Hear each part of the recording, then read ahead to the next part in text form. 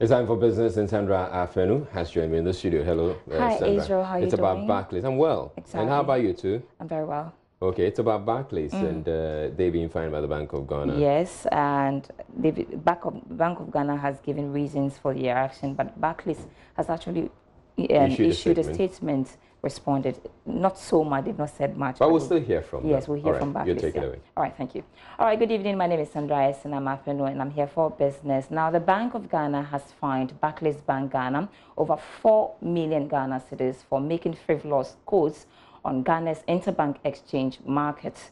This action is in line with the breach of the Forex Market Conduct Rules. In a statement released, the central bank says it is committed to ensuring sanity and transparency, as well as promoting best practices that serves to develop and deepen the FX markets in Ghana. In pursuit of the above goals, the Bank of Ghana says it will not hesitate to sanction any market participants whose actions contravene Ghana's interbank FX market conduct rules. And that's actually coming from the Bank of Ghana. Now,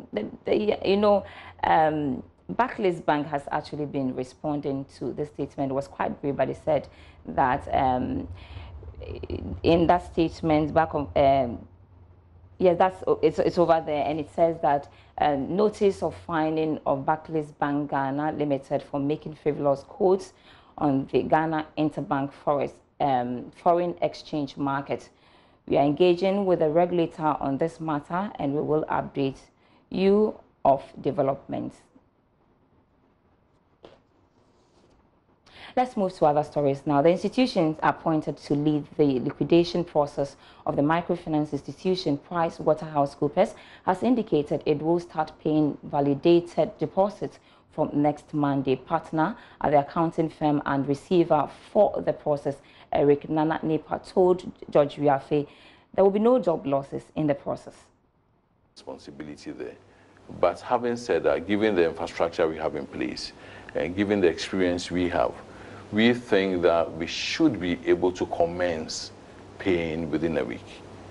We think so, and we think so because we have done some work, and given the pace of technology, we think that we have an idea of the state of play of some of the institutions we have effectively taken over. Mm-hmm. All right, so where that is concerned, when customers submit their claims, of course, with the speed of submission, we believe that we can very quickly and adequately respond to that. Because if it's crystal clear that your name is there, the amount is not in dispute, all right, and your submitted claims tally with ours, and that we can easily establish in no time, then as a matter of course, validation will be complete, and the next stage will be for us to advise CBG to make the payments. And I think in some instances, commencement can begin within a week. I believe it's doable. We recognize the fact that they've been on the ground. They know the history. They know where the key customers and others are. So they come in very handy. They provide pointers to us as well. So it's in our interest to embrace them and to work with them. Okay, so we will work with them, or we are working with them, aimed at getting the best in terms of history, in terms of direction. Because going forward, depending upon their level of diligence, depending upon our trust in them, we may continue to work with them for a longer period, hoping and anticipating that because they have the corporate history and guideline, and they can assist us when it gets to issues of investigations. So yes, when it gets to that, and we believe that they are diligent enough, and we trust them, because confidence is key, then we can use them in that as well. Meanwhile, head of finance at the University of Ghana Business School, Professor Godfred Bokwin, disagrees with this assertion that there will be no job losses. I mean, if you look at the size of the bailout relative to our GDP, it's very huge. I mean, and that itself may even qualify that we were in some form of crisis. If you look at the percentage of GDP that is being injected into these bailouts. So, but I think that Bank of Ghana has been very bold. I think it hasn't been that easy. It has taken a lot of work, a lot of analysis, even coming out with the list and doing all those analysis. It's been a lot of work, and I think that we are all thankful to the extent that we are getting to the end. Of course, apart from the microfinance institutions, there are other deposit-taking institutions like savings and loans that will also have to be cleared, but in proportion.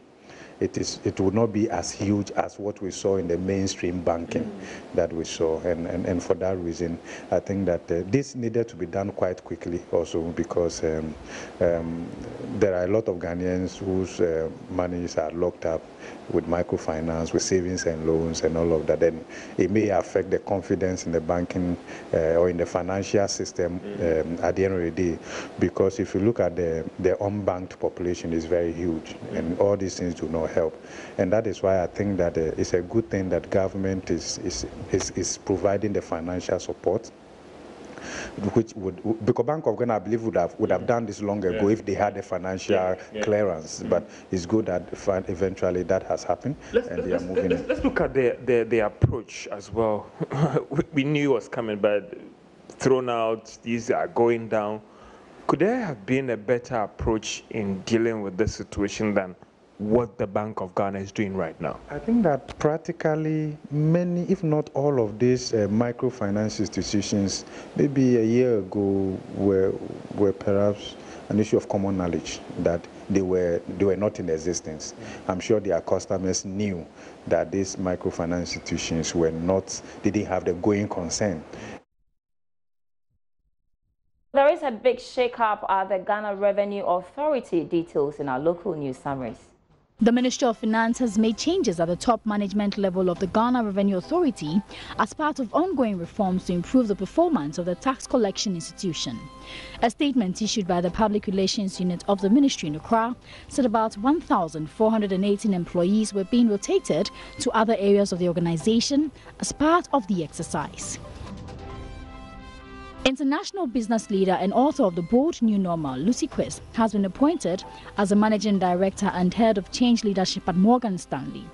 The one-time Airtel Tigo MD recently resigned her post as Vice President of the FIFA GFA Normalization Committee.